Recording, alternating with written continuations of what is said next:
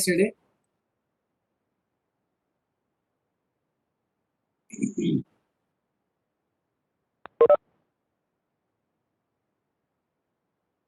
In repositories, you will see there is a summer data, the summer.csv. It's basically the data set of Olympics. Okay, I shared it yesterday.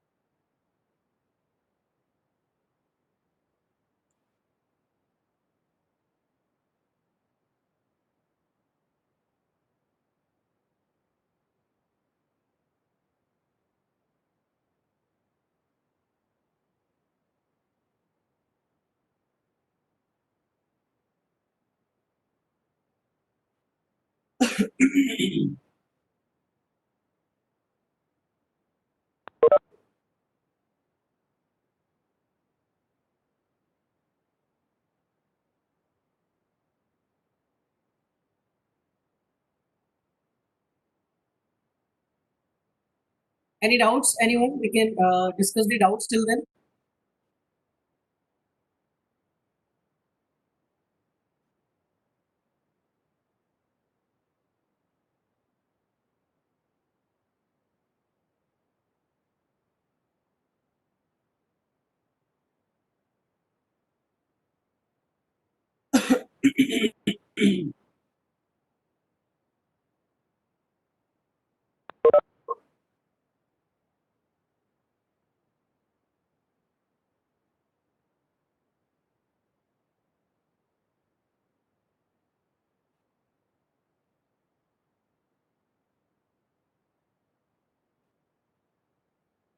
So, guys, have you practiced the things that we did yesterday? You practiced the data analysis and visualizations part or not?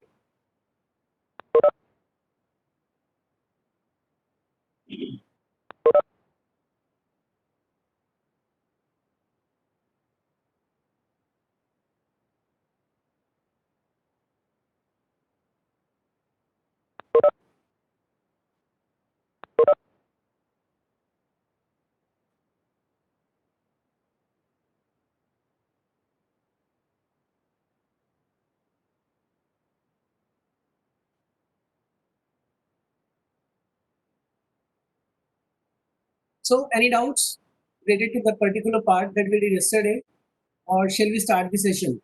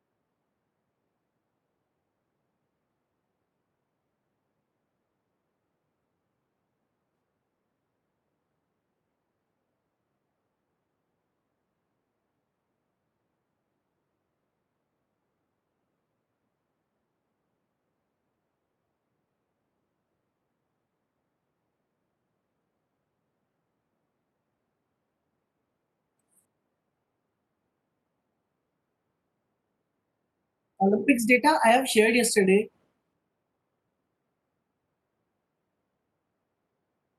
I'll share the link. Okay.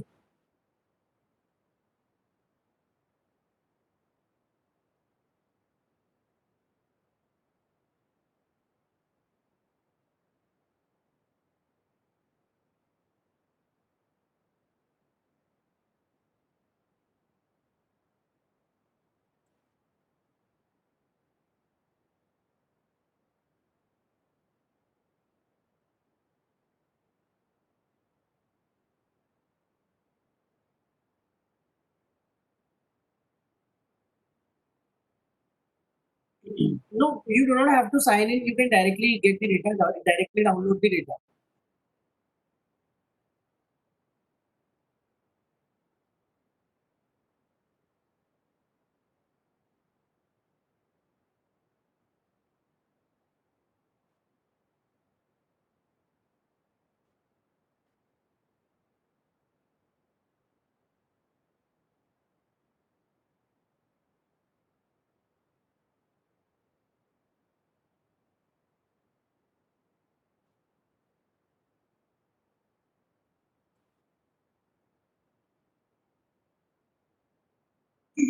Okay, so shall we start the session, guys? So today we are going to introduce machine learning.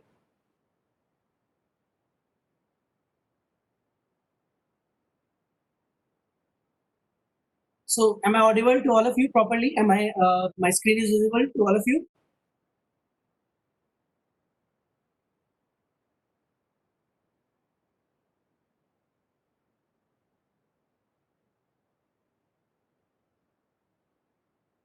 Okay, so we are going to start machine learning session now, and by machine learning we'll be learning a lot of things, that how machine is going to be trained from the help of human experience, the user experiences, the data set that we have. Okay, so first of all, if I ask you, like, what do you think? Like, machine learning was introduced a lot of time, a lot earlier. I told you the thing, the 1947 or 1950 something, in that year, machine learning was introduced. But how I see machine learning, I will just explain my point of view, what exactly I think of machine learning, how I see this thing after building a lot of stuffs in data science and all, after going through the life cycle and all.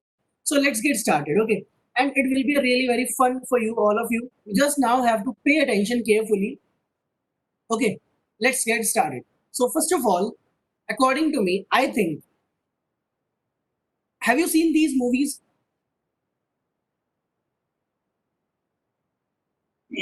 I know a lot of faculties haven't seen the movies, but few of them might have seen these movies. All the three movies you have seen: Terminator, Chappie, Real Steel. Because I don't think a lot of people know about the second one movie. A lot of people know about the Terminator and the Real Steel. Yeah. Is there anyone who has seen the Chappie movie, the second one? Ravan,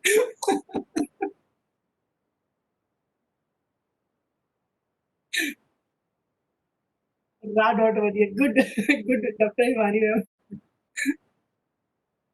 ultimate. Okay, So so Ravan is also example of just like a chappy and all other things, na? I can't stop laughing Yes. because the movie I'm talking about, Terminator, really Steel, and immediately we see the Ravan. Okay, okay. So basically, we have seen Terminator and Real Steel, both are good movies, but I'll recommend the movie Chappie for all of you to must watch. Okay, this movie was not so super hit, that's why it's not very popular. But you must watch this movie to understand a concept of artificial intelligence, like how AI is going to take over the human. Okay, it's like a thing that they have shown the humanity is not going to die. After AI lives, it's not necessary that humanity will die. Okay, so please go through this movie also. Okay, so these are the examples of artificial intelligence. Now, just imagine the Terminator movie was in 1990. Okay, in the year 1990, I guess the first or second part was released. So imagine 1990, no one was aware of artificial intelligence, machine learning, and all, but the movies was started. Means there was somewhat a intuition about this thing that AI is going to take over. So movies was started over there. Then you have watched Iron Man. A lot of examples we have. So I say these are the seed of AI. Okay. Now we'll be starting with what exactly is a machine learning. According to me, the simplest definition of machine learning is this. And I don't find any machine learning definition useful in comparison to this. This is very simple definition. What we want is a machine that can learn from experience. That's it. Okay. And this statement came in early 1947. So this is the basic definition of machine learning. Okay.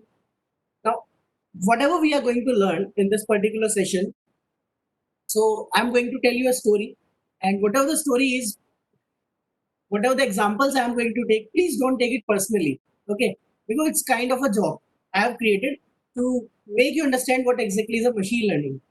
So let me give you a disclaimer. Like if someone likes Congress Party, Rahul Gandhi and Sonia Gandhi, then please don't get offensive. Okay, this is just a story. This is just example. This is just a joke. Okay, okay. Let's get started. There was a guy whose name was Pappu. Okay, one day his mom asked him to buy some fruits and vegetables from market. Okay,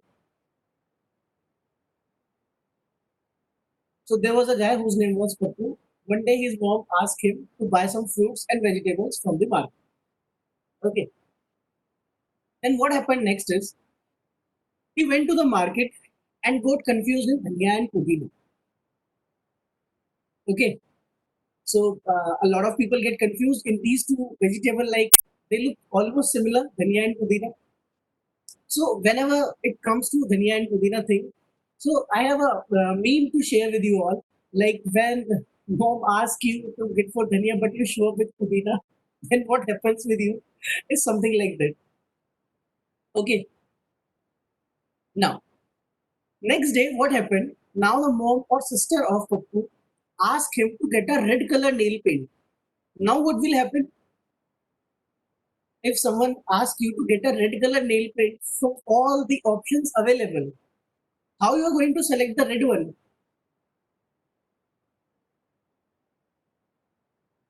Now this question is to all the male faculties because female faculties, the females can easily detect what is red, maroon, and different sort of red color ranges are there.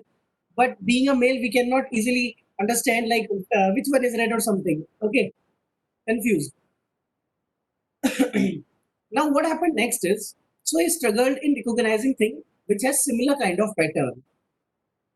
So one day Pappu was watching a movie, Terminator. Okay. So in that movie, what basically the idea is like whenever this machine, whenever this Terminator see any human being, then he start doing something like the calculation that this is the target and how he's going to recognize this person with his height, weight, hair, eyes, gender, something then facial. So these are the parameters, and then it is saying percentage match 99% probable. Isn't it look like a machine learning to you? Object recognition, face recognition algorithm, something like that. Isn't it look like this thing? The same things we see today, like whenever we perform any machine learning algorithm, we get to start recognizing the faces like this, object detection and recognition. Okay, so what happened, he realized that a robot is also able to recognize objects like human do. Like in similar manner, humans recognize the objects, robots can also do this thing. So a lot of case studies in the market going around related to this thing that I'm showing you right now, that we can easily detect and recognize the objects. So I decided to build something that can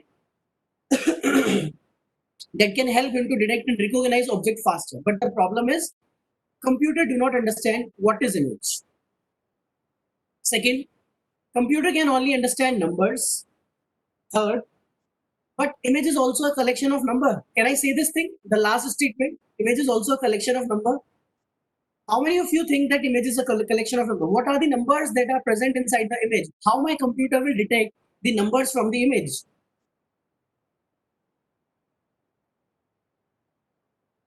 Pixel intensity, exactly. The color values we have RGB, red, green, and blue. Okay. So after that, image contains numbers in form of RGB color format or grayscale. So that's how you will get the numerical values. That's how you will get the numbers. So when you see the image, this is something like this, and right side what a computer will see. Okay. At the left hand, you can see what a computer will see the image, and when what the human will see, and the right hand one is how computer is going to see the image.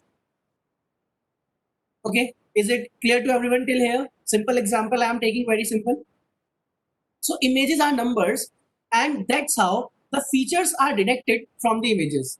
And because of these features, my system will be able to recognize that what exactly this object is. That whether this is a cat, dog, hat, mug, whatever it is, based on the features of this image. Okay. So we figured out that how human recognize the object, how you recognize the object. So whenever a human sees something regularly, he store that in brain. Like whenever you see any object, just take simple example. Right now, what will happen if a snake will enter your house? What will you do? You will jump from your chair and you will try to run, or you will try to kill that snake. You will take some action. Okay, because we know that what a snake can do with us. We know that he can bite us.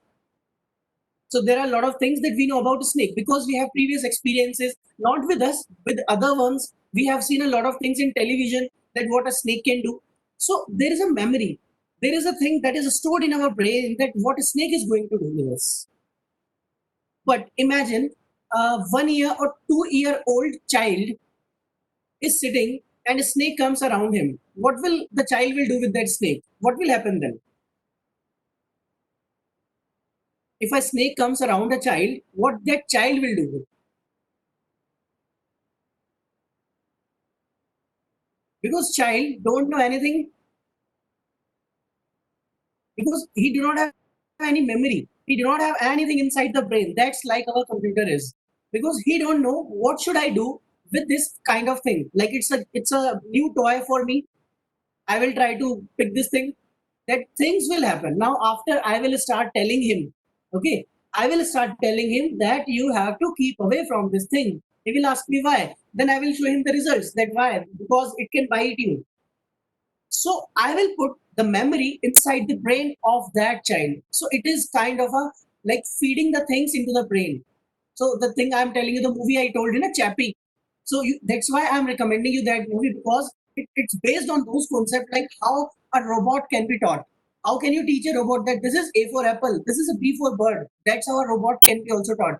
So similar manner, you teach a child, but child takes 12, 13 years to get things understand.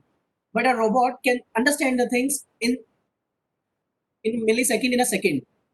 Now, getting my point, everyone, that whenever you see something, you store the things in the brain. Similar thing you have to do. You have to put the things into the brain of the computer, but in form of numbers only, because they cannot understand what is image. They will only try to understand the patterns, the hidden patterns in the images.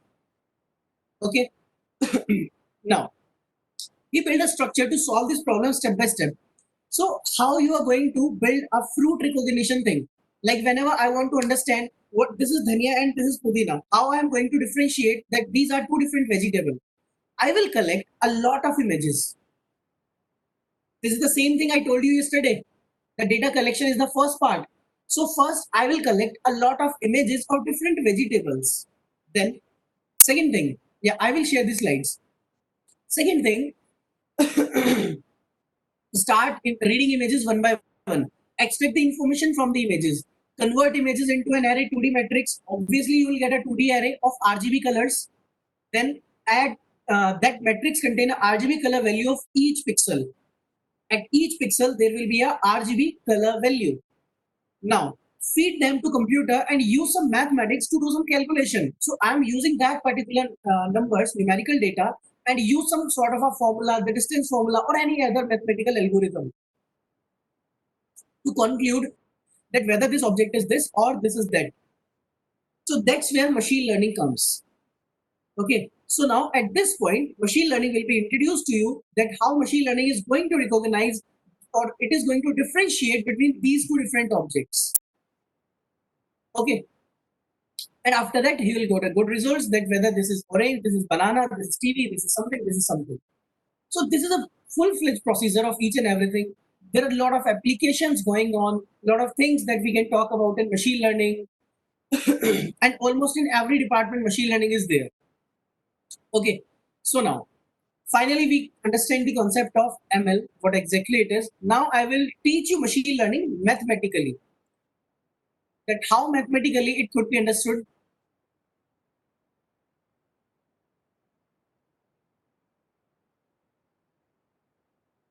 So first of all, when we talk about machine learning,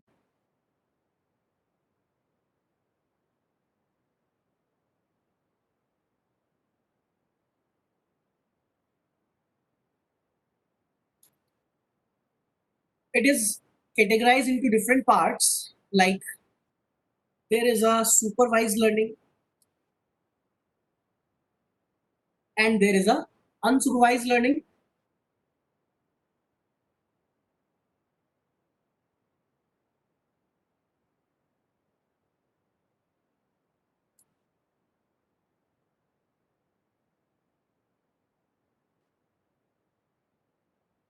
So what is the difference between these two kind of learning, supervised and unsupervised?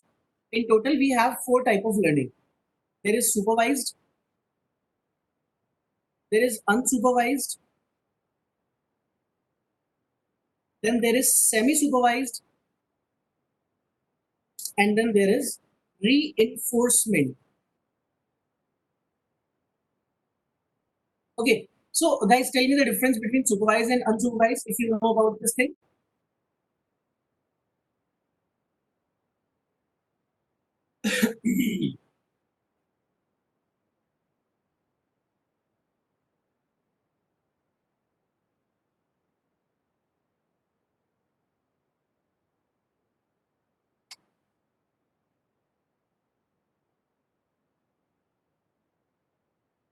Supervised available for verification. Okay,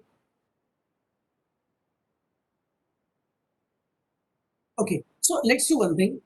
We'll take one example. Let's say you have some sort of x1, some sort of x2. Okay, now what is this x1 and x2? Let's say x1 is hours you study, x2 is hours you, it's not hours, x2 is your marks. Okay, so now if I study for 4 hours, then I get 80%. If I study for 8 hours, I am getting 92%. If I am studying for 2 hours, I am getting 70%. If I study for 5 hours, I am getting 83%. If I study for 4 hours, then I am getting 75%. Let's say this is one example I have. There is x1, there is x2.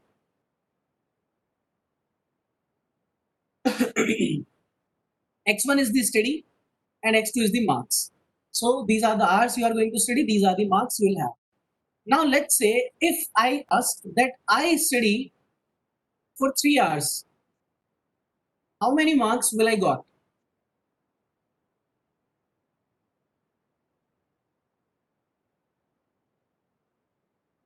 If I study for 3 hours, then how many marks will I got?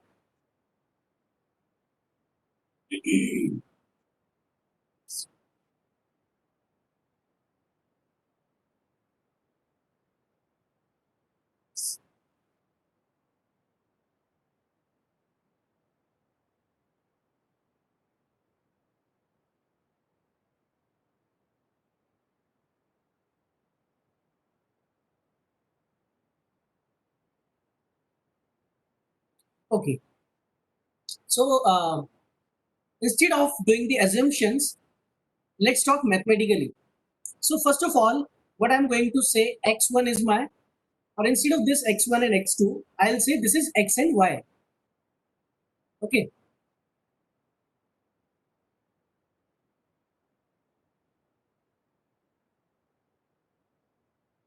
so this is y. So x is considered to be as features and y is considered as your target, or features are also known as independent variable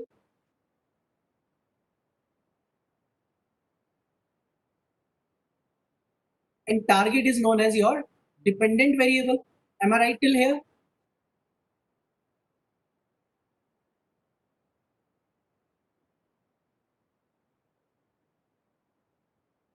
It means y depends on x. Simple. So what I'm going to do, I'm going to build a graph and plot this x and y.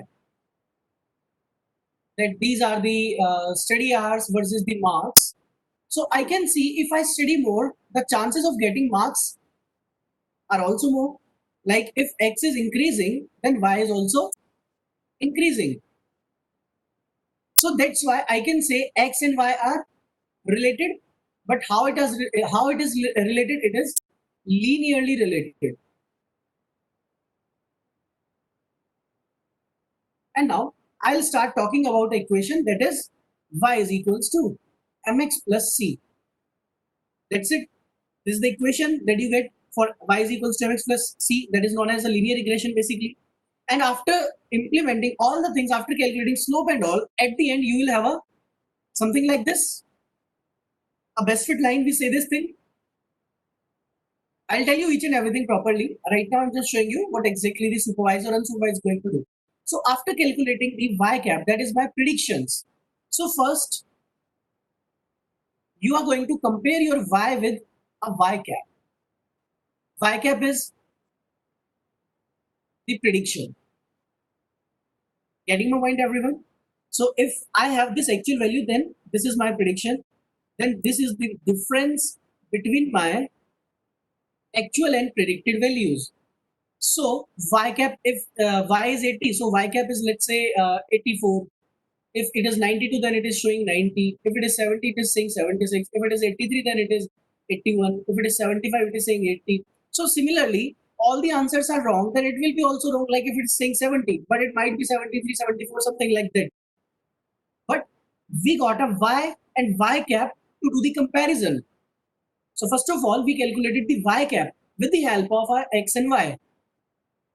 Now, why it is said to be supervised learning? Because there is already given something to supervise. So why is a supervisor kind of thing for me? So it is supervising you that you are getting these values, but I'm going to compare these values with my actual values. So I already have a y which will be compared to my prediction. Okay, so the actual values will be compared with your predicted values in supervised learning. So there is already some sort of target given to you. You just have to find out the predictions for you and do the comparison. So in supervised learning, I will simply write that target is already known to us.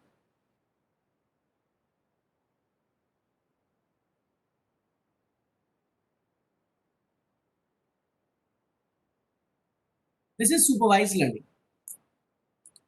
Now, supervised learning is again divided into further two parts: regression and classification.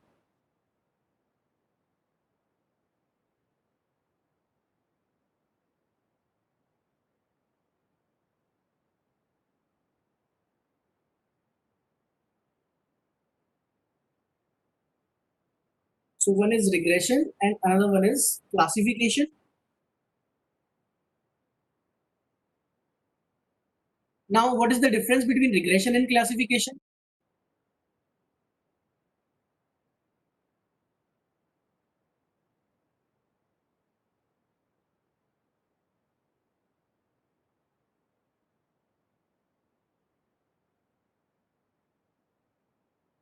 Anyone? What is the difference between regression and classification?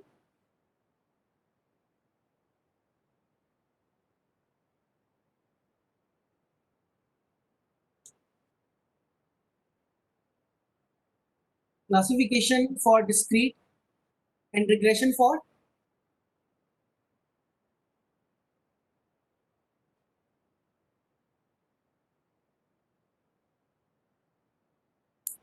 continuous.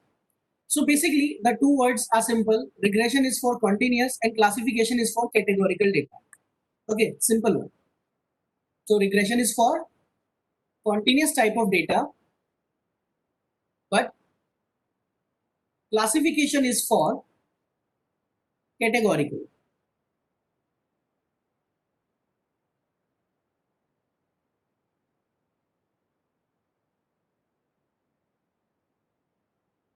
Let's take example of it.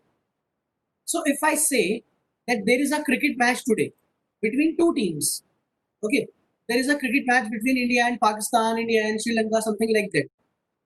Now my question is, who is going to win the match? How many options you have? I'm asking the result of the match from you. Like, what will be the result of the match? Either you will say India will win, or you will say Pakistan will win, or there could be a possibility of tie also. So let's say we have three options: win, lose, or tie. So we have three options here. What if I ask how many runs India will make? Now, what will be your answer? If it is a 50 over match, then we have 300 balls. In 300 balls, how many runs India can make? Is there any possibility? Is there any criteria like what could be the answer? What could be the solution? No, because there could be any number, like it could be 10, 20, 100, 500, 400, 300, any infinite or finite number. That is not easy to predict. So these are two things. I am predicting a numerical value, that could be anything, that is my regression. And if I have to predict a class, that if I have to categorize the data, then it is a classification problem. Then accordingly, algorithm will change. So now, in regression, we talk about generally linear regression.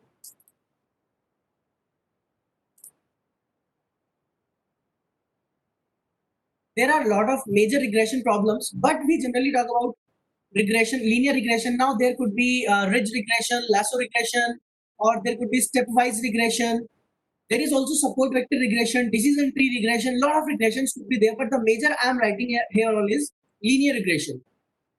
But when we talk about classification, there are a lot of things we can do. Logistic regression we have. There is SVM, that is support vector machines. There is naive Bayes. Then there is, let's say, decision tree.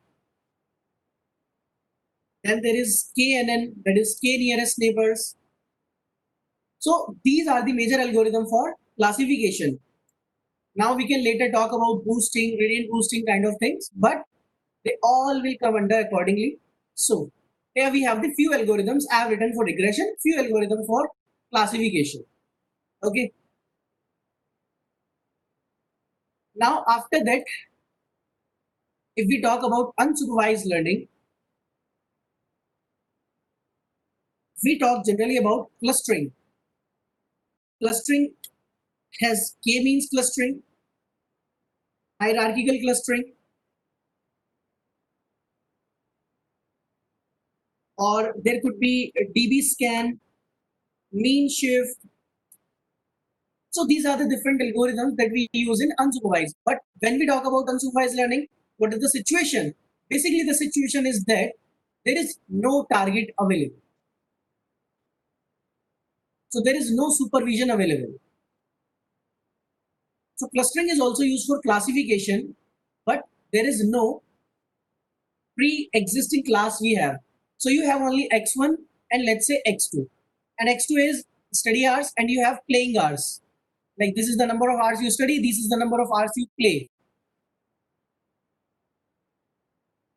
Now I will categorize you accordingly. Like let's say I have given grades or some divisions, anything I could do. Let's say this is the grade A student, this is a grade B student, again this is a grade A student, B student, B student, something like that. So I have to classify the students accordingly.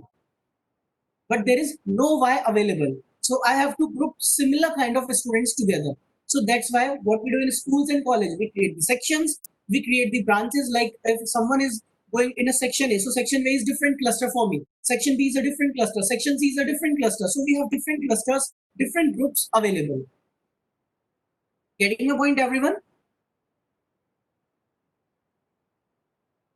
So this is the basic machine learning part we have, supervised and unsupervised. And in that, I told you what are the algorithms.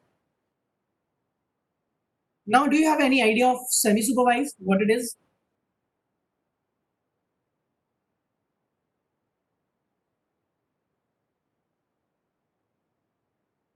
Any idea, anyone, about semi-supervised learning?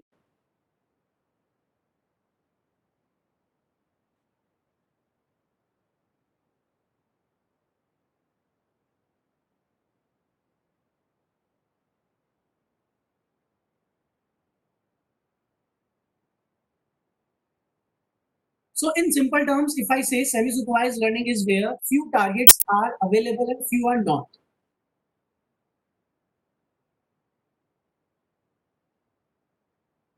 Okay, semi-supervised learning is simply where we have few targets are given but few are not given.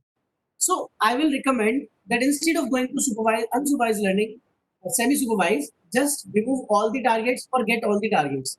So either implement supervised or unsupervised. That will be a better beneficial thing for you. That will give you more options. Okay. And what is reinforcement learning? Any idea about it? Anyone?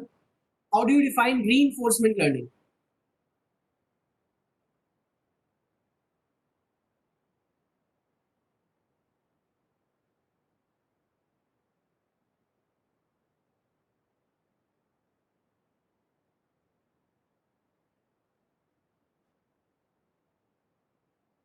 Exactly. Using agents with reward or penalty. So there is a basic criteria of reward and penalty that we generally that is a general, you can say, strategy that is used to train anyone, to train the bots, to train the dogs, to train the human. Each and everything is trained with this technique, that is reinforcement learning. And the movie I was recommending you, Chappie, is based on this particular technique, that is reinforcement learning. Okay, so that's why I'm recommending you that this is the must watch movie and you will understand the concept of reinforcement learning and how machines get trained. Okay, so we are going to discuss supervised first. So I'll be starting with supervised learning, linear regression part. So let's get started now. So first of all, I will tell you the mathematics, then I will tell you a Python program.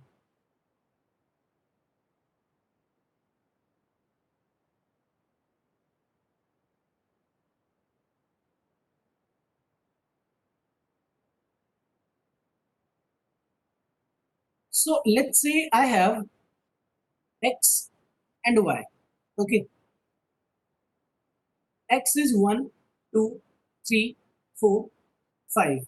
Y is 2, 4, 5, 4, 5. So I have X and Y. What will be the X bar and what will be the Y bar? Tell me, guys, what will be the X bar and Y bar? Calculate it fast.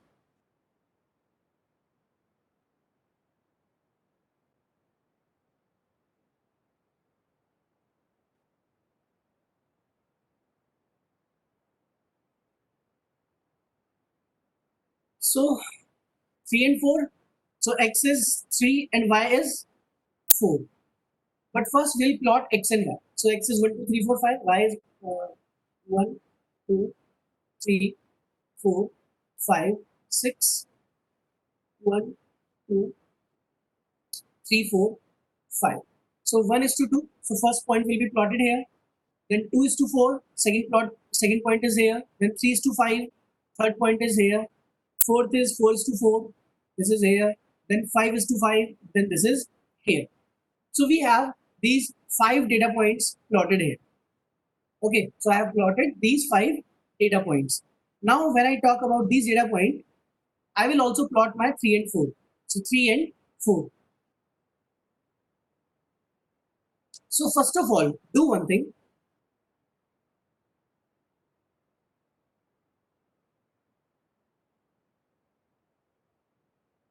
Remember one thing now. This is the point where X and Y meets. The average point. Okay. Whatever your best fit line will be. Okay. Whatever your best fit line will be, it will go from here. It will intersect this point. Okay. First point. Remember this thing. Right now, I am removing this line. So we have to calculate y is equals to mx plus c. Now, what is m? Slope. And what is c? Intercept. But how you are going to calculate the slope? What is the formula for slope?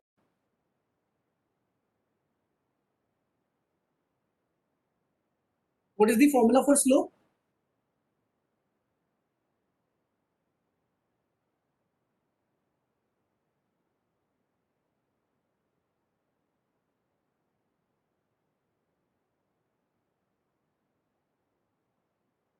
For slope, not y.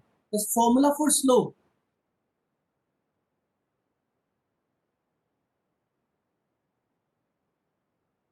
X1 minus x2 on y1 minus y2.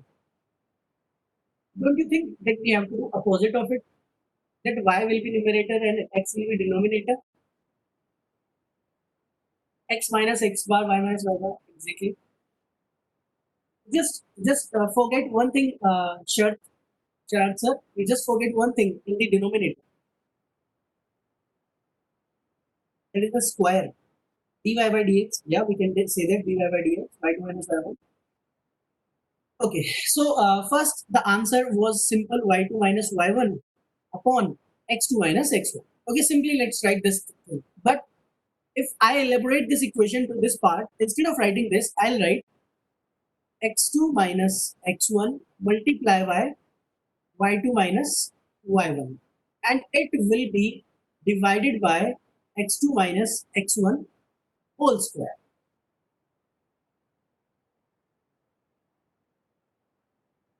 Okay, can I say this? Can I write this formula now?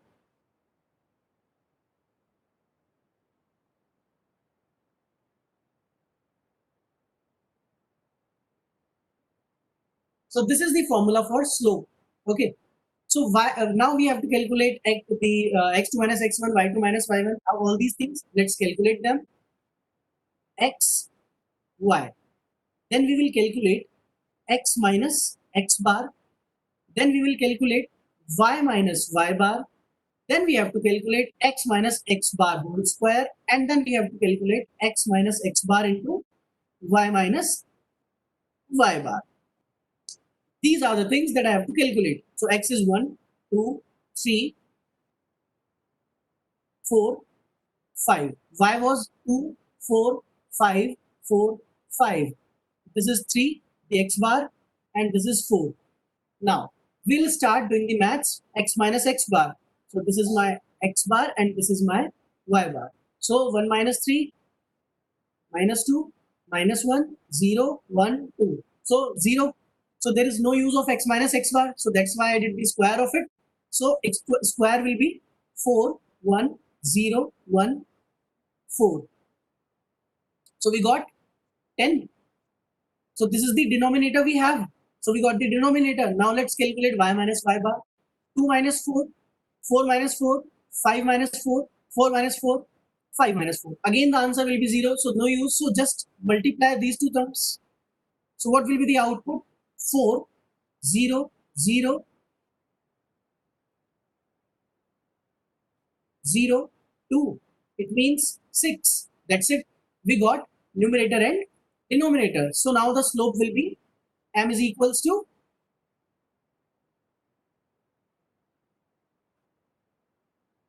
any doubts, anyone?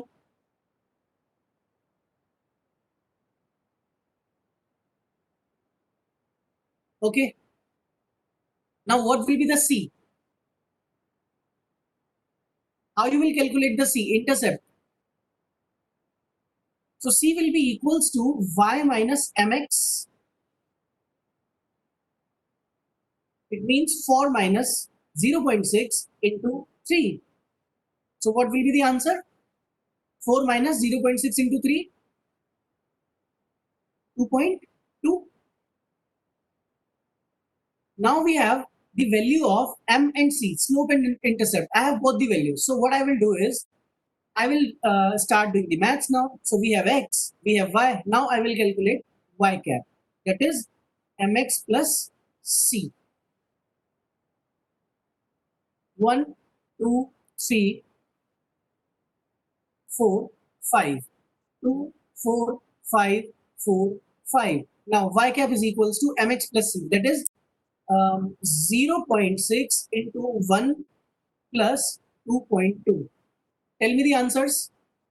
0.6 into 2 plus 2.2, 0.6 into 3 plus 2.2, 0.6 into 4 plus 2.2. What will be the answer, guys? Tell me the answers now. 0.6 into 5 plus 2.2. You will start getting the values of y cap. Okay, this is y cap. So first we have 2.2 into 0.6 into 2.8, 3.4, 4.0, 4.6, 5.2. That's it. You got the y cap. Now if someone says if x is 10, then what is y? Simple. 0.6 into 10 plus 2.2. You can calculate it. Isn't it? This thing is very easy. Looking like what exactly we are doing. Simple mathematics we are doing. Nothing more than that. So you just have to plot these y cap on this graph. So this is 2.8, 3.4. So first answer is 2, but I am getting 2.8. Then answer is this, but we are getting 3.4. Then 4.0. I told you the best fit line will intersect this point always. Remember. So this is 4.0. Then we have 4.6. Then we have 5.2. Now best fit line will be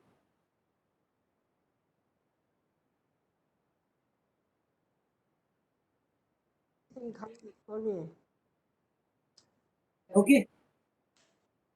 That's how we calculate the best fit line. Any doubts, anyone? We got the predictions finally.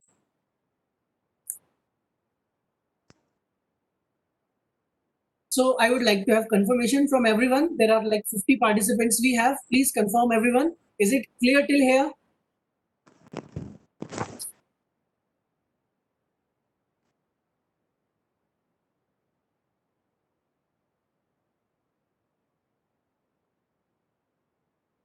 I will share all the things. I will share this mathematical part. I will share the paint image. Each and everything will be shared with all of you. Okay. So finally, we get to know how exactly linear regression works. So this is the basic concept of linear regression. This is not machine learning. Okay. This is not machine learning because machine is not learning anything here.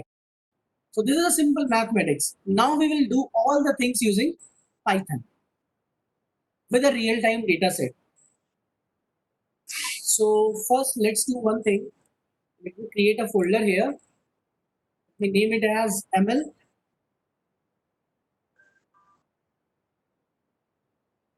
Let's create a new file.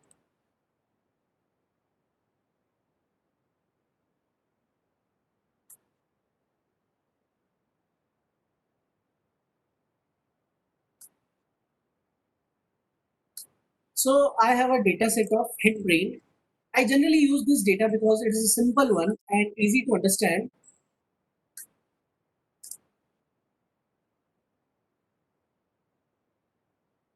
So first of all, import pandas as PD, import numpy as NP, import matplotlib dot pyplot as PLT. So pandas, numpy and matplotlib, we have three things. So first we are going to read the file, that is pd.readcsv. The file name is headbrain.csv. Now let's check the shape of my data. It is 237 by 4. It means I have 237 rows and 4 columns. Let's see the head. Now, the data is gender, age, range. I will not consider first two columns. I want head size and brain weight. So head size is my independent variable and brain weight is my dependent variable. So head size is given in centimeter cubes, brain weight is given in gram. So if a human has a head size this, then the brain weight is this. Okay. Simple data, we have there is x and there is y. So first, let's fetch x is equals to df square bracket head size in centimeter cube dot values. Y is equals to df square bracket brain weight in grams dot values. So now finally we have x and y. Now what we will do with this x and y? What is the first step? First step is to calculate mean of x and y. So np dot mean x. So this is mean of x.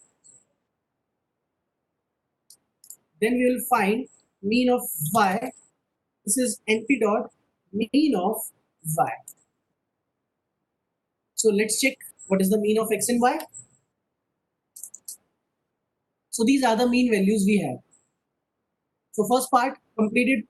Second thing, we have to find out slope and intercept. Calculate slope and intercept. So how I am going to calculate? Let's take few variable. N is equals to length of x. That is the number of observations I have. Then let's take variable numerator is equals to 0 and denominator is equals to 0. Same things I did here, I'll be performing each and everything similarly. Okay. The same things I was telling you here, the same things I'll be performing using Python. Numerator 0, denominator 0. Let's start iterating. For I in range n, numerator will be plus equals to, and in plus equals to, I'll be writing x2 minus x1 into y2 minus y1. So x2 minus x1 means x of I minus mean of x into y of I minus mean of y. That's it. This is numerator. Now denominator will be plus equals to x of I minus mean of x square whole square. So we got numerator and denominator. So what will be the slope? Slope will be numerator divided by denominator. That's it. Any doubt in this code?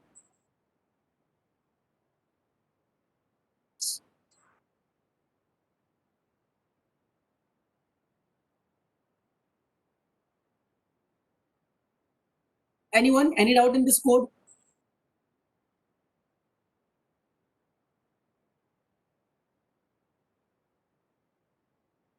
So intercept will be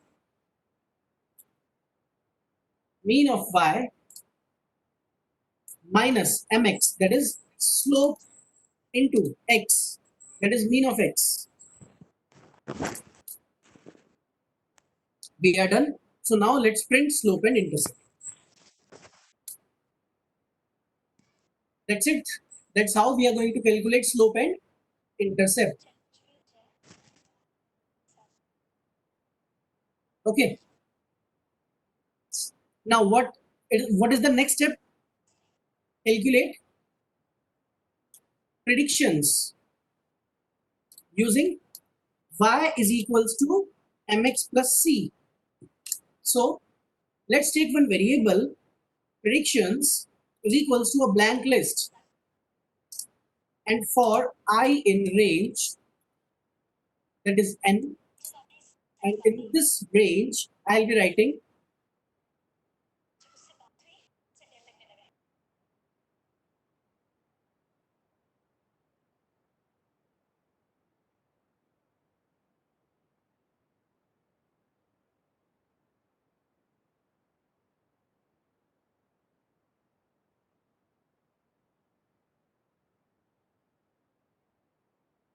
because it will give you round like long float value. So I'm just converting all the data into integer.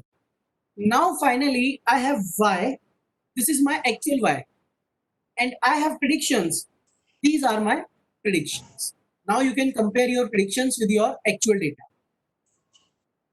But we have to plot all the things on graph. So first let's take plt dot figure fixed size is equals to 10 by 6, and then I'm going to write plt dot scatter x comma y and plt dot show. Let's see the output. This is the data. Okay, this is the data we are given x and y. So my x label is head size and plt dot y label is your brain weight. Okay. So this is the outcome. This is the actual data we are given, X and Y. Now, I'll insert one more line, that is plt.plot, and instead of this Y, I'll take my variable predictions and set the color as red. This is the best fit line.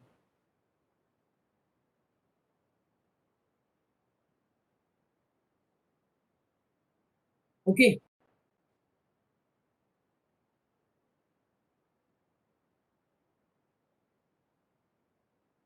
Now you can just look at this algorithm again. The simple linear regression I have added here, and ask if there is any doubt in calculating linear regression.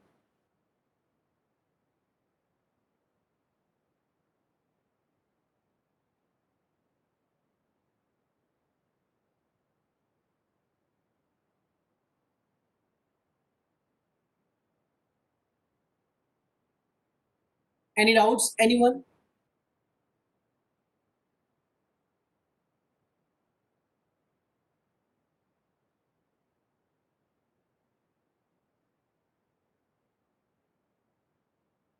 So first of all, what I did is I just used these packages, the pandas, numpy, matplotlib.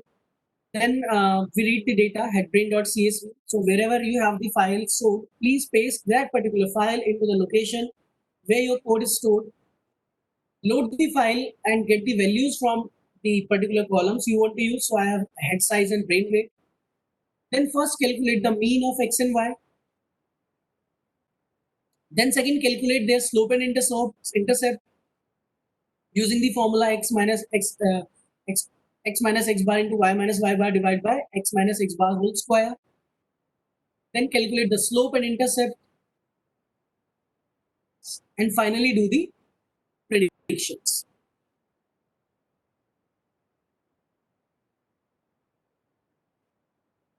Okay.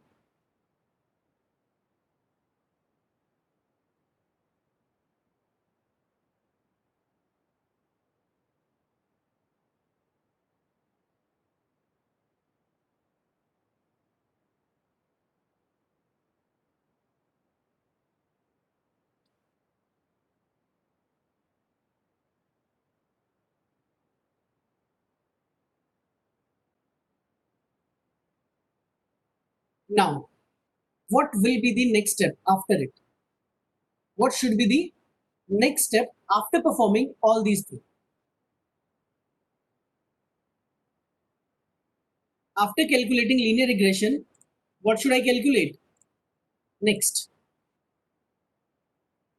We have predictions, we have each and everything we have, but I'm saying that this is not machine learning, not confusion metric. Confusion metrics will be created for classifications. We have the regression here. So first of all, I'm asking that this is not machine learning. This is linear regression, simple linear regression. My machine is learning nothing. Machine learning will start from here.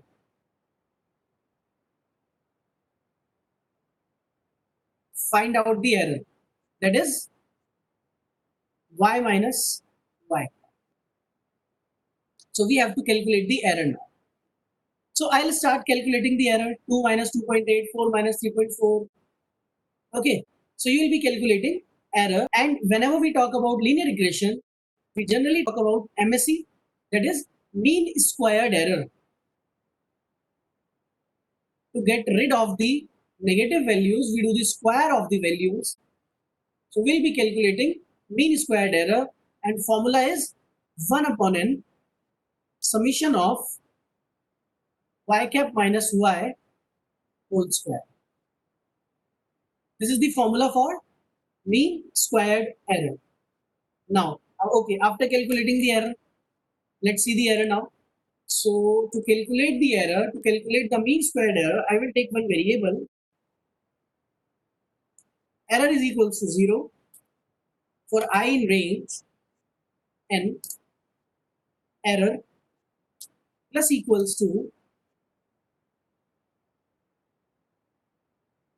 predictions of I minus y of I and do the whole square and do the summation.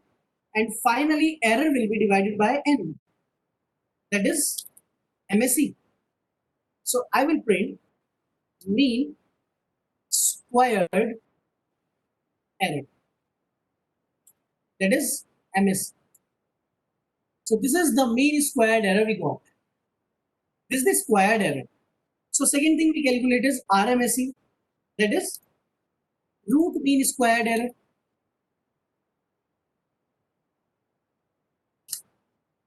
Here we just do the square root of this thing. So np dot sqrt of MSE will give you RMSE. So it will give you root mean squared error. Okay, so root mean squared error is 72. So you are getting the error, huge error we are getting here. Okay.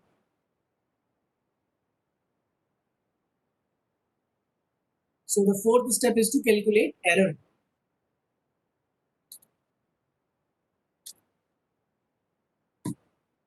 Any doubts, anyone?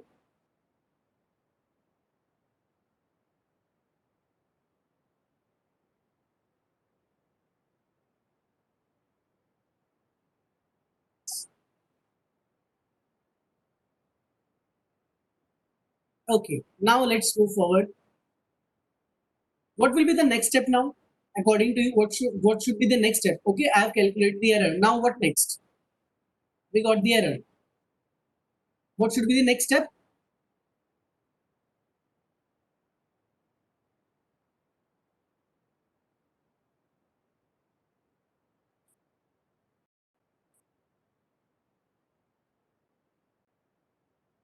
Come on guys, tell me what should be the next step after calculating the error? Error minimization.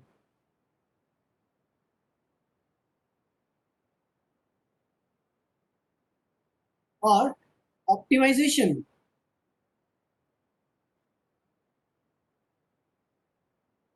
And to do this, we need to apply gradient descent. This is the actual ML. This is the machine learning here. Now machine learning will see how exactly it is implemented, because by default you calculate slope and formula using some formula, but slope and intercept are not trained. Slope and intercept are not learned. So we'll be starting with slope is equals to 0 and intercept is equals to 0.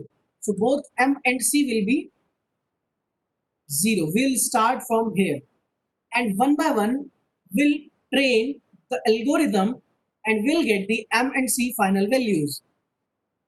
To understand the concept of gradient descent, we generally plot a graph something like this.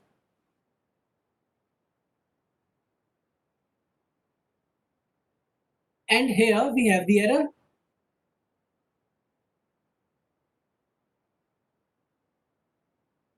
What we have to do? This is the minima I have. I have to go down to this point. Okay, so we have to go down to this point. That is my error here right now. You have to go down to minimize the error. So what are the things, what are the terminologies we are going to say? So now few things will be introduced. One is learning rate. One is epochs. And now we are going to do the calculus. Okay. So how we are going to perform calculus? Why we have to perform calculus? To find out the slope. Okay. To find out the slope. We need to find out the slope. Getting my point, everyone?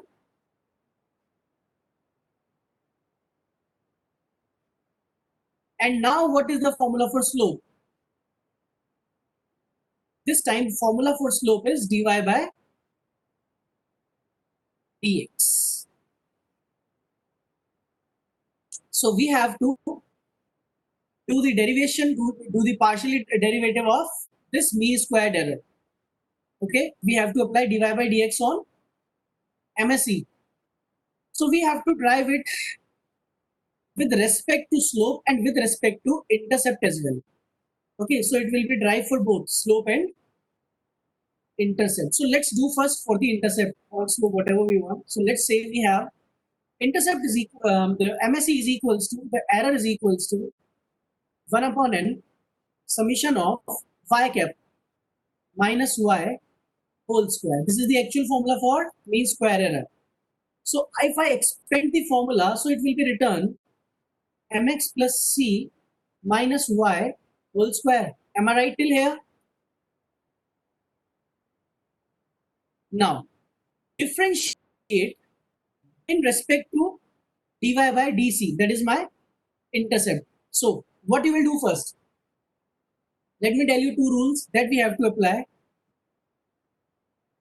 One is power rule and second is chain rule. So two rules will be applied here. So if I apply power rule, what will be the output? If I apply power rule now, what will be the output of it? 2 by n summation mx plus c minus y. Now we have to differentiate this part. So we have to apply dy by dc on this part. So tell me, if I differentiate this with respect to c, what will be the output?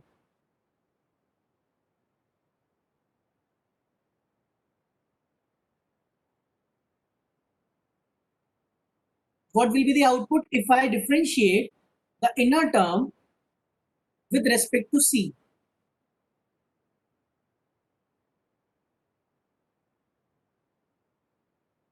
1 or any other answer, or you all are thinking 1?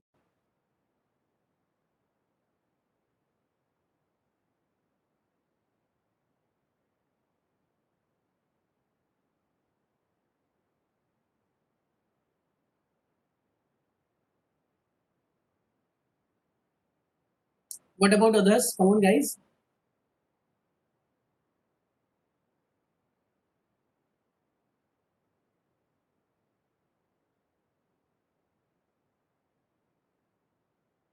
One upon 2 when mx minus y.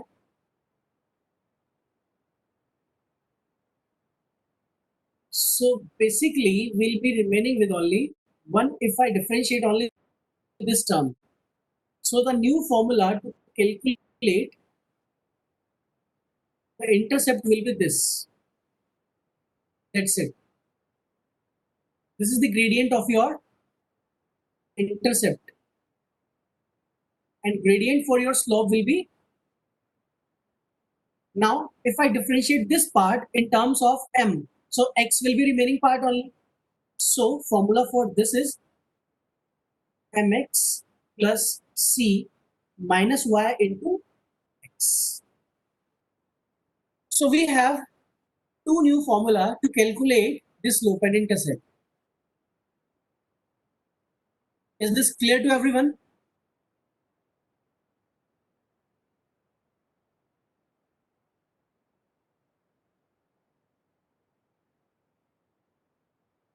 Is this clear to everyone, guys? Tell me.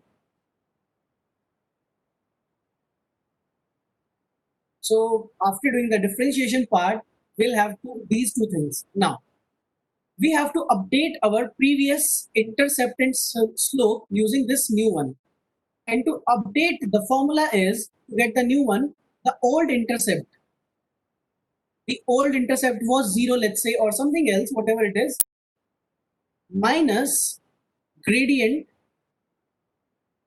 into some sort of alpha.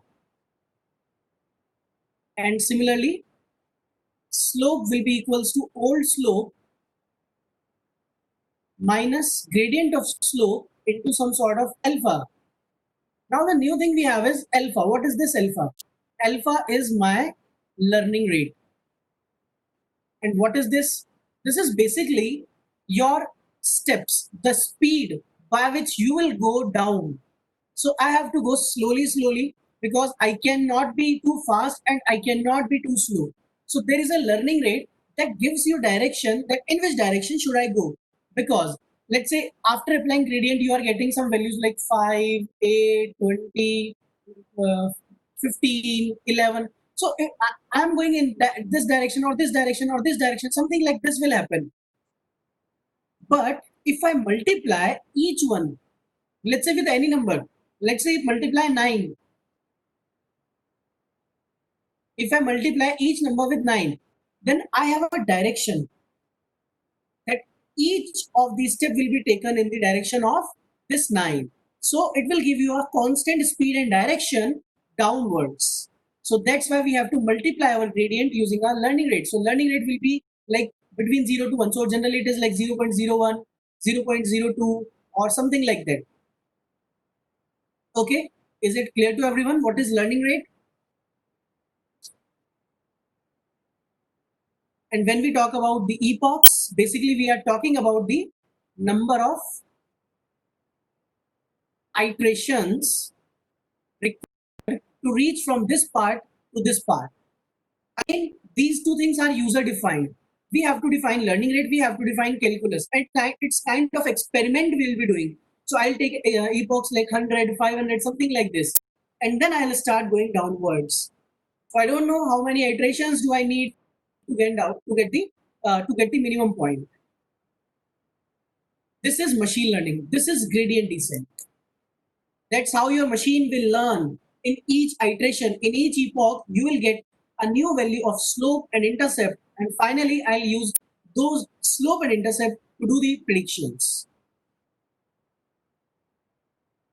Am I clear till here?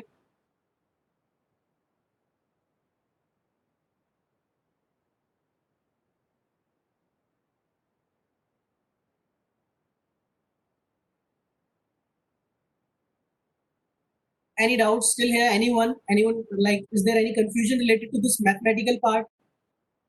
Because I think if I will directly go to the core part, if I don't talk about this mathematical concept, then there is no use, because without this mathematical part, machine learning is nothing. Machine learning is basically this thing that you are looking right now. The gradient descent, the learning, how it is learning the things, how it will learn during the time. Okay, so that's why we have to talk about this part first. So I hope you understood all the things. Is alpha multiplied to gradient slope, but not slope minus gradient slope. Alpha will be multiplied to gradient slope, the slope of gradient here.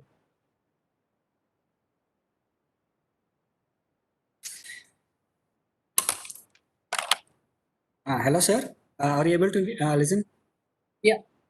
Okay. What I'm asking is, alpha is multiplied to gradient intercept or gradient slope. Only to that value will be multiplied. Only the gradient will be multiplied like this. But not to old intercept minus gradient intercept into alpha. That's not like that, right? Yeah. Okay. Thank you. Thank you. It's like old intercept is a term that will minus my gradient into alpha. Okay. Thank you.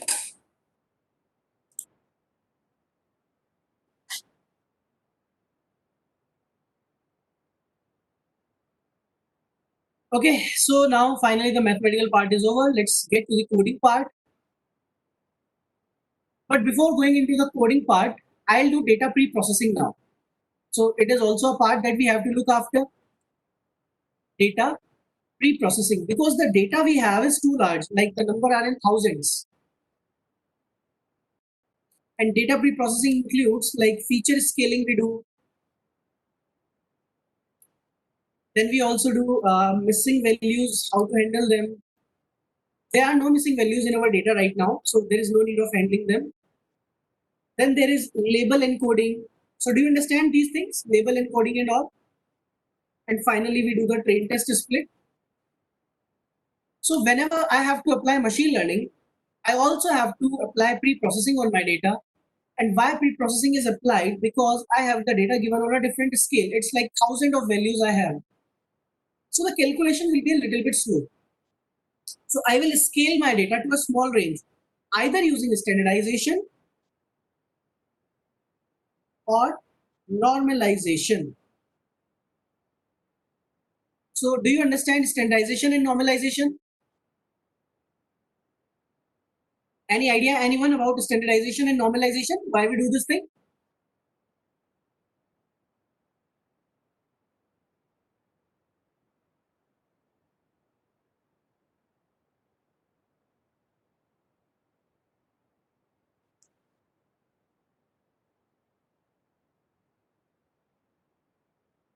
So basically, if I say that the data I have, the values are in thousands, okay, and if you will start applying gradient descent and again multiply with alpha and all, so might be there are two chances: either my gradient gets too low or it get too high. So there is a point, either you will get towards the infinity or you will get towards the none. So that's why we have to reduce the scale. So data will be looked at a small scale, at a different scale. Okay, so there are two formulas we have. Let me show you the formula what I am going to use. So for standardization, we have the formula of x minus x bar divided by standard deviation, and for normalization, we have x minus minimum of x divided by maximum of x minus minimum of x. So these are the two formula that we can use. So it will give you answers between 0 and 1, and it will give you a normal distribution. So do you guys understand normal distribution?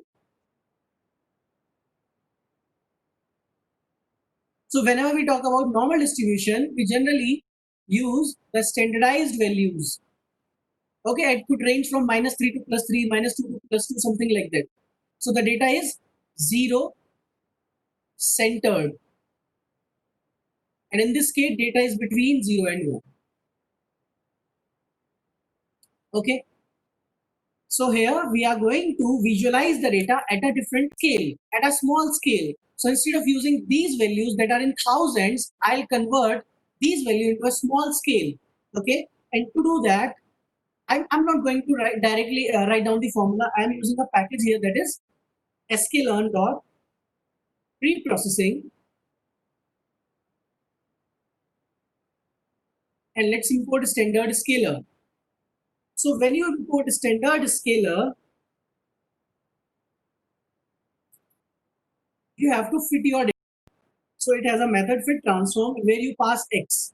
But when you pass the x, it will give you error that fit transform receives only two-dimensional array, but we have one-dimensional. So how you are going to convert your one-dimensional data into two-dimensional? What should I write? Can I do something like this?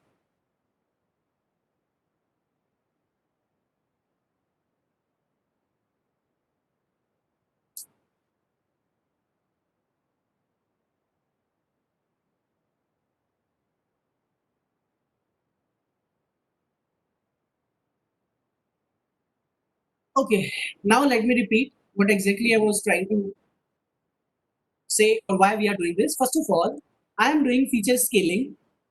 Why I am doing feature scaling? Because whenever you have data with different units, like we have in centimeter cube or grams, first reason. Second reason, we have large values like in thousand or lakhs. Then we scale the data using these two formulas.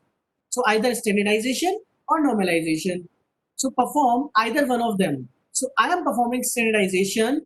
It will give your data in a different scale. It will scale your data into small units like 0 point something, 1 point something. So I am scaling my data to small units. Okay. Now are you getting why I am using standardization or normalization? To scale my data at a small scale. Output will be same, graph will be same, there will be no difference in outcomes. Okay, this is the plot of my actual data. Now this is the plot of, let me show you the plot of my scaled data. It is same, there is nothing new here. The only thing is change is range. Now this range is -3 to +3, -3 to +3, and in earlier one the range was like this. You can see the difference now. Data is same, data is visualized at a different scale now. And to apply this, we have a standard scaler in sklearn. Standard scaler has a method known as fit transform. The only problem is that it takes data in two-dimensional. So I have to use np.reshape and pass -1, 1. So -1 will calculate the number of rows and 1 is my column. Because I only want one column. I do not want to do it n-dimensional and all. Okay, is it clear now?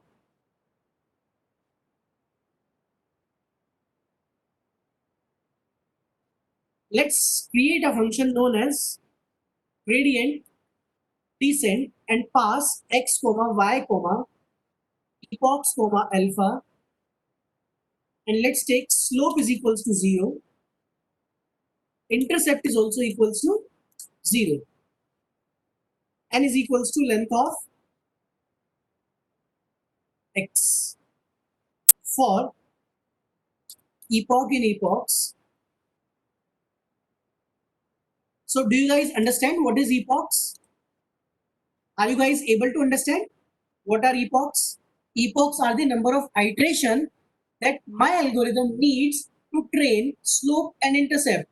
And by default, I will assign some values like 100, 200, 1000, something like that. Okay, so first thing, now this is the major part here because I am not using any predefined library. I am doing all the things mathematically in front of you. So that's why you have to pay attention very closely to this part. Okay.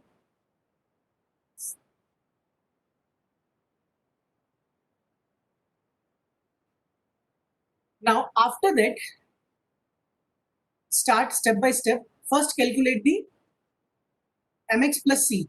Okay, so we have to use this gradient of intercept and slope. So first calculate mx plus c, this part.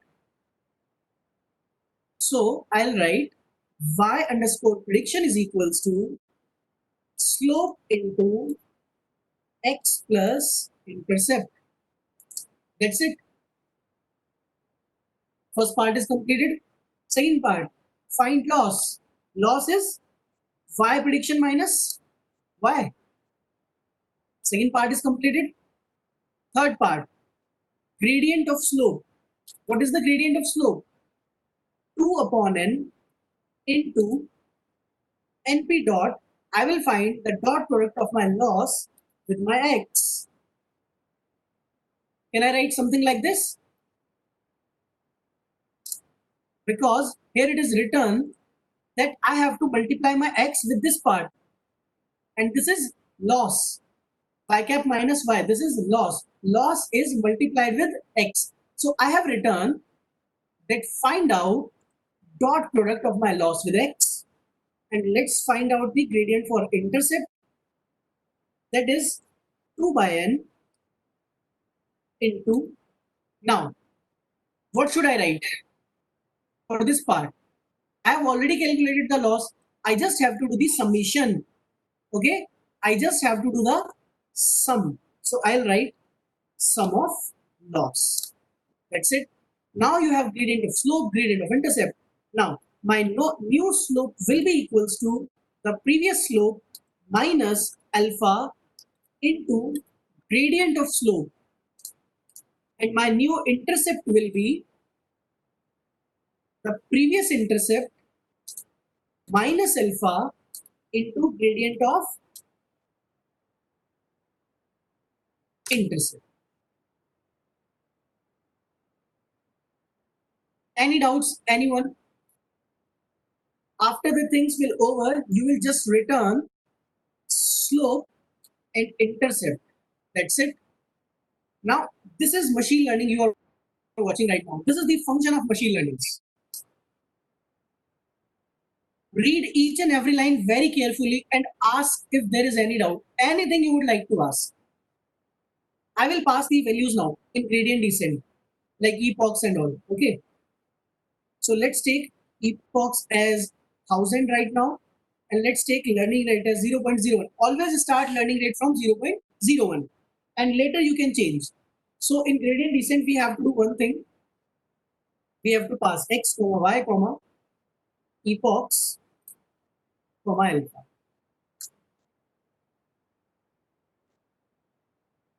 Okay.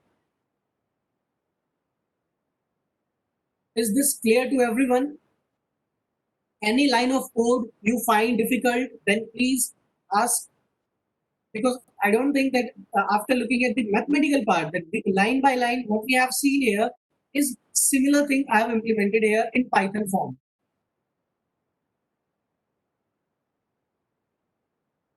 Let's try to execute and let's see whether we are getting anything. So X is capital. Now we are having any error. So let me tell you about this error first. Okay, so the error is shape 237 by 1 and 237 by 1 not aligned. Why it is giving me this error in this line? Because the dimension of my loss is 237 by 1 and dimension of my X is also 237 by 1. So what if I do transpose of my loss? That's it. You will get a slope and intercept. Okay. But you can see we are getting some value of intercept, something like this. We'll see what we have to do. Repeat about epoch. Epochs are the number of iteration. So it will execute 1,000 times. So 1,000 number of iteration will be run to get this slope and intercept. Okay. So now if I want to change the answer, then I will try to reduce my. So you can see if I am reducing my alpha, my values are also changing.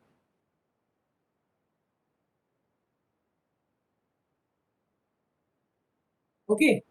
You can see the answers now. So basically, after getting these outcomes, what I have to do, I have to do the prediction and plot the outcomes.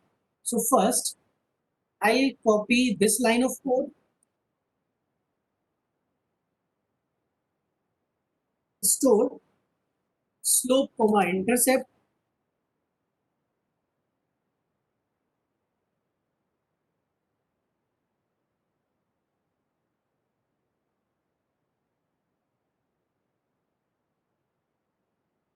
Now there is only one thing we have to do, that is whenever I get the slope and intercept, it is giving me a two-dimensional kind of array. So I will use square bracket 0. Again square bracket 0. Okay. Are you getting my point? Why I am using slope double square bracket 0? Because it is giving you data in dimensional. So you have to write square bracket 0, square bracket 0. Same for intercept. It could be also done with, I guess, single value. Now let's check the predictions and let's plot the graph and let's see what is the best fit line now. Okay. Now after applying gradient descent, after applying machine learning, let's see what is the outcome now. So you can see a lot of different things we are getting. So might be some problem. Let's get rid of these things.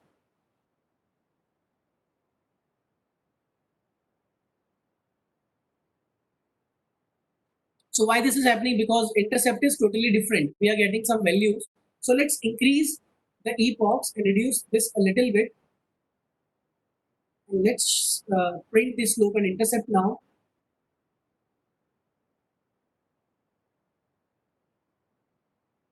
Still, we are not getting the right value of intercept. There might be some issue with intercept, I guess.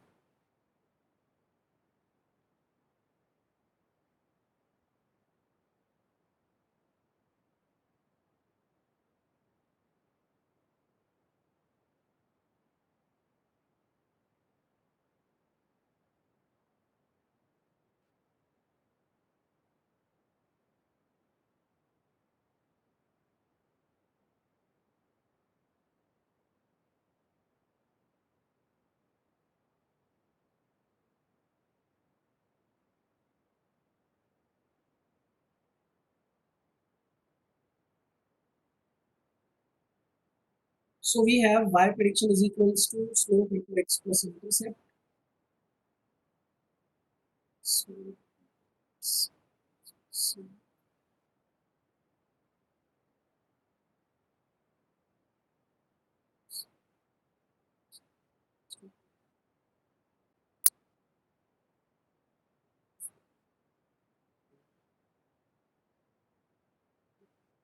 mathematically we have done things correct, but we are getting the answers wrong. We are using capital X. The slope is right. We are getting the correct value of slope, but the intercept value we are getting wrong. Yeah, X will be capital. Okay.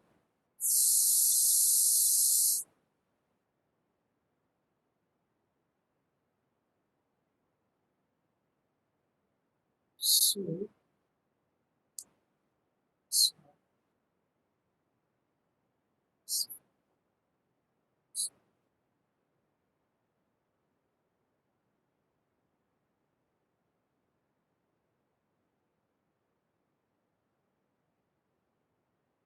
the problem is only with intercept. Okay, so we have to consider the intercept part. Why it is giving this value? Gradient of intercept is equals to the sum of logs.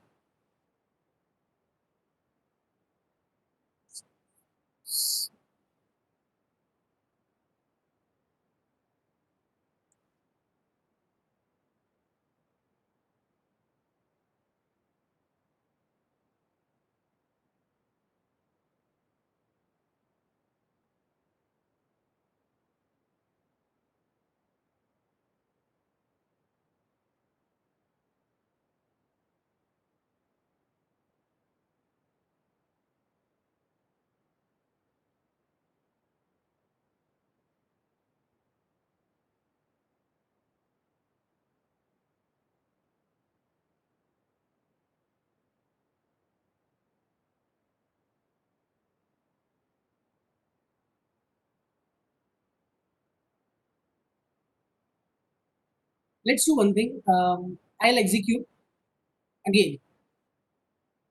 Okay, let me execute it again from the start.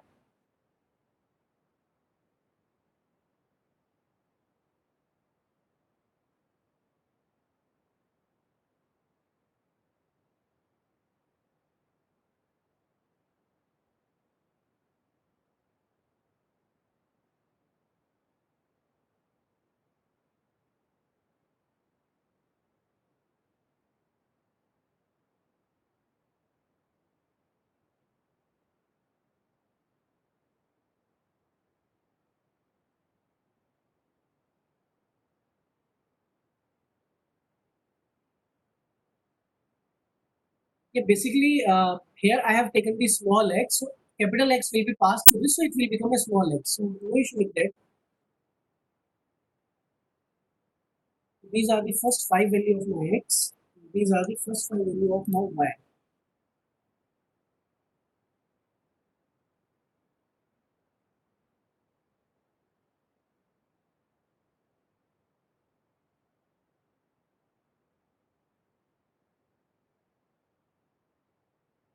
It will be capital X. Here I am taking both the x as capital.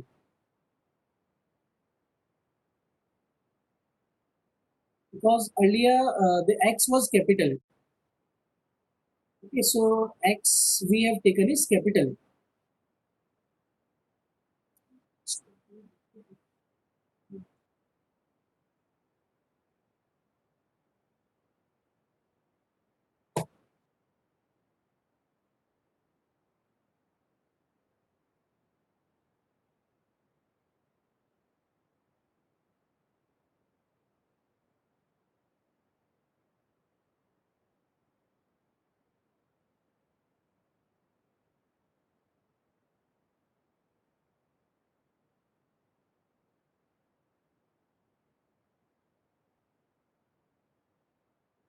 Still the slope is correct, but the intercept is not.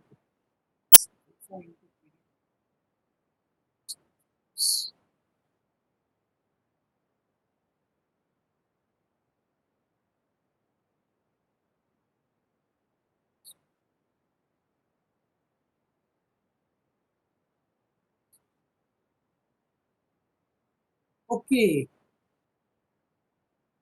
okay. Have you seen the problem? What I have done here? This is intercept I have written, and this is inter. So I changed the variable name from intercept to inter, but forgot to change here. Okay, getting my point, everyone. That what was the error? I just forgot to change the intercept from here. So now I hope I'll get the correct answer. Oh, you saw that earlier and you didn't tell me, huh? You was checking my patience that whether I'll be able to solve it or not. You was waiting for it.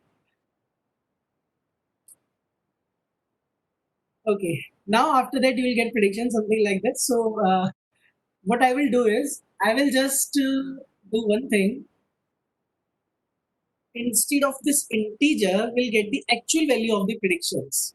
Okay, so you was checking me that whether I'll be able to get the intercept or not.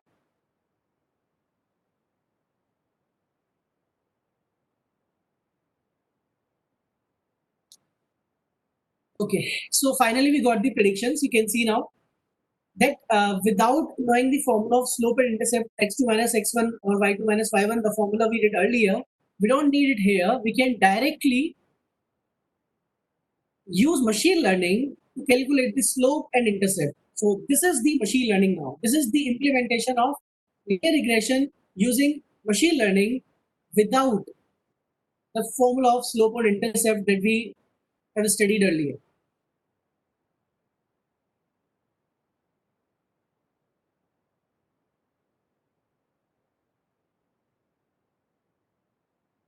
Okay. Any doubts now? Anyone? So finally, the ML part of linear regression is this, that we finally calculated the final slope and intercept for us. And let's see the error.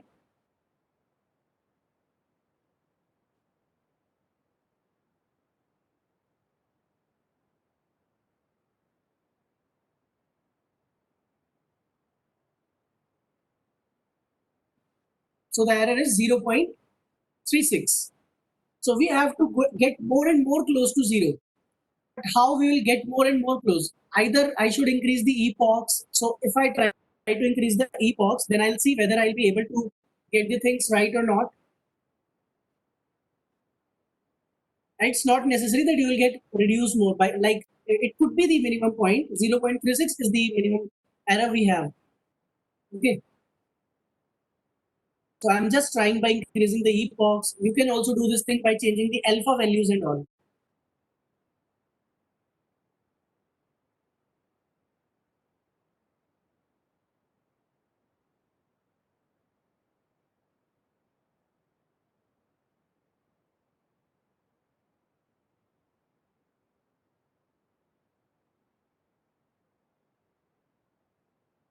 So a little bit of intercept change, but the slope is same. So the answers is still same. So let's check the error. Answer is 0.36. The previous error was 0.36. The new error is also 0.36. It means after increasing the epochs, there is no benefit. If I try to change my alpha, let's see the answer now.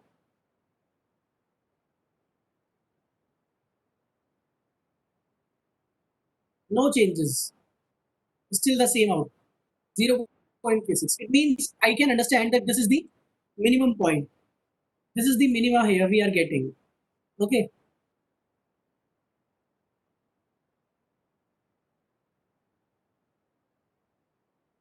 Now this is not the best fit line because it will increase the error.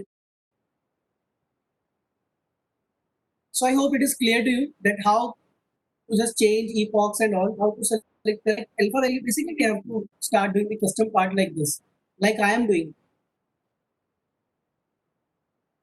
Okay. I just told you that you can start from 0.01 and then keep on changing few values, and then you will get to know that increasing or decreasing alpha is resulting you how it is resulting the things. Okay, guys. So finally, our linear regression with machine learning is over. So I hope it's a very great learning for all of you. You have learned how exactly machine learning is implemented. So I have told you two parts. First one, without machine learning by using simple linear regression. Second one, using gradient descent with machine learning. Okay.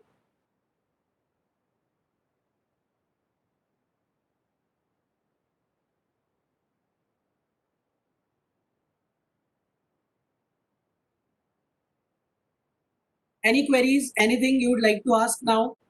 Anyone?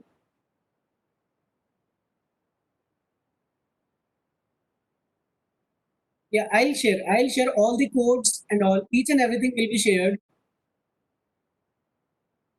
But the first thing is like, are you all clear with the concepts and all that I have tried to reach you, that I was trying to explain you mathematically as well as the practically?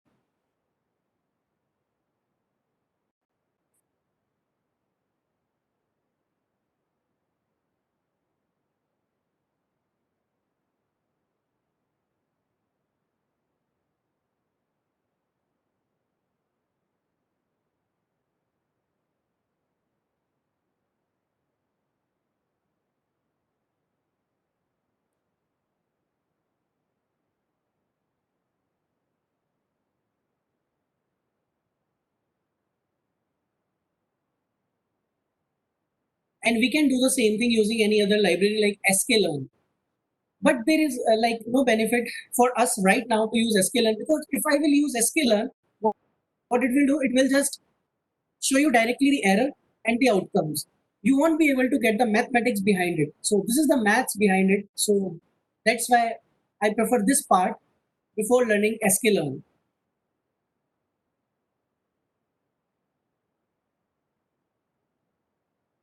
Okay, so finally I get to know that you all are clear with this thing, so we can move forward now.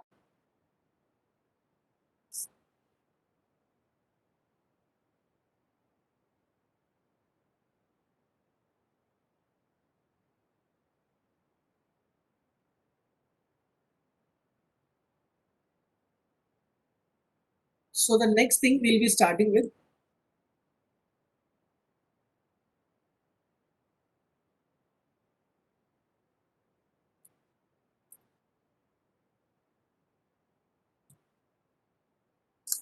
okay, right now I will not go into the details of coding parts, okay, because I know it's a lot of coding and mathematically already you are done with. So you might get exhausted if I go into more detail of coding. I'll just introduce you the image processing using Python, and in the next session I'll cover more and more details of image processing, and then we'll also start with text processing. So in the upcoming session, you will learn the face detection, how face is being detected from the images, and how to do the image recognition and all these kind of things. So first of all, to perform image processing, we need OpenCV, that is Open Computer Vision. So this is the first thing we need.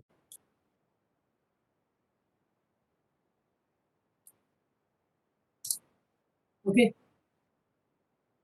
So whenever we have to perform image processing, I want to read the images, I want to do anything related to images part.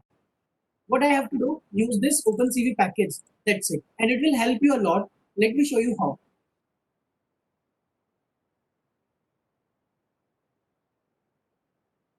So when you install OpenCV,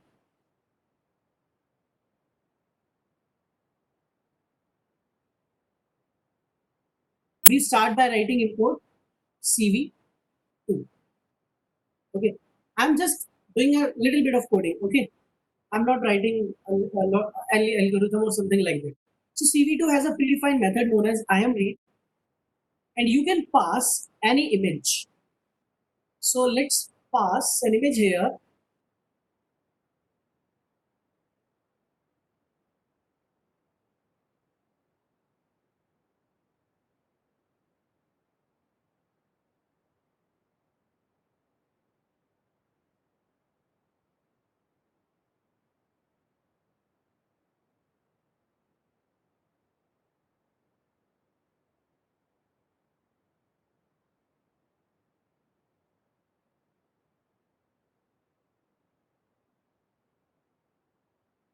So I have few images here, and I'm going to read the image using OpenCV. So we have image 1.jpg. So first let's see the output. So whenever you try to read the image, it will give you the array something like this. This is the NumPy array we have. So the shape of my array is 540 by 960 by 3. It means 540 number of rows. It is the height of my image. 960 is the width of my image. And 3 are the color channel. Okay. So this is basic. This is just a basic understanding I am giving you right now.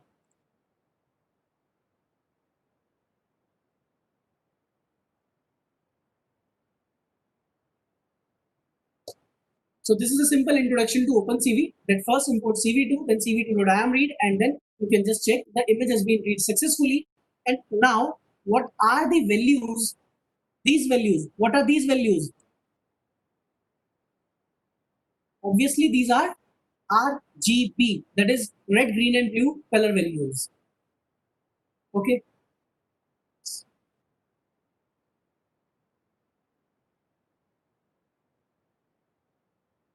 Yeah, it works like MATLAB. Okay, guys. So now let's do one thing. Instead of starting some new part, let's quickly have a recap what we have done till now. Okay. So let's do a basic revision. What we did so far. So first of all, we had some x and y, and we see that how to calculate a linear regression part using y is equals to mx plus c after plotting this sort of data.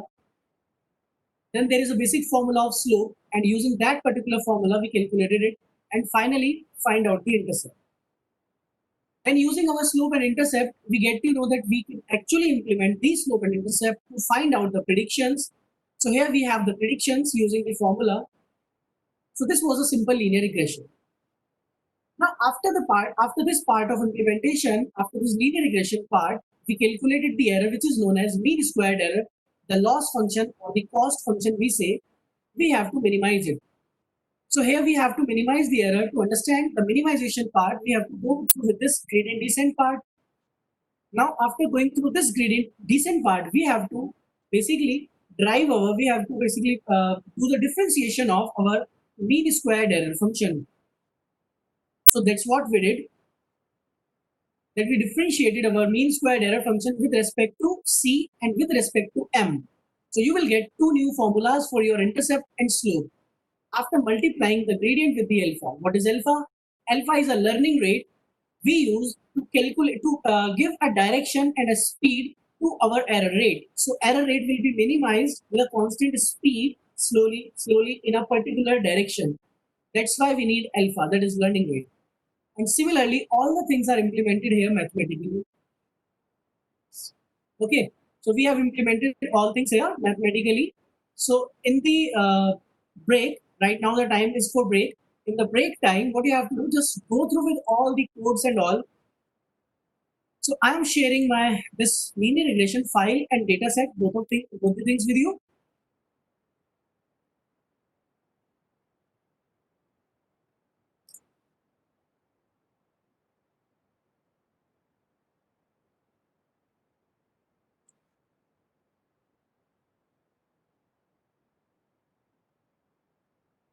And I will also share this maths explanation to you all.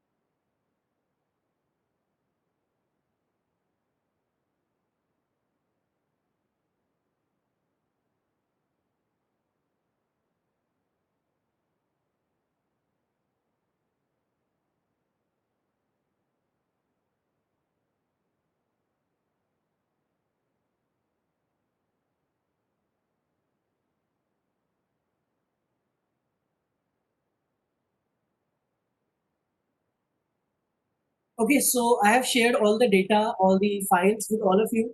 Now you can just open this file whenever you want to see the mathematical part that we have covered. Okay.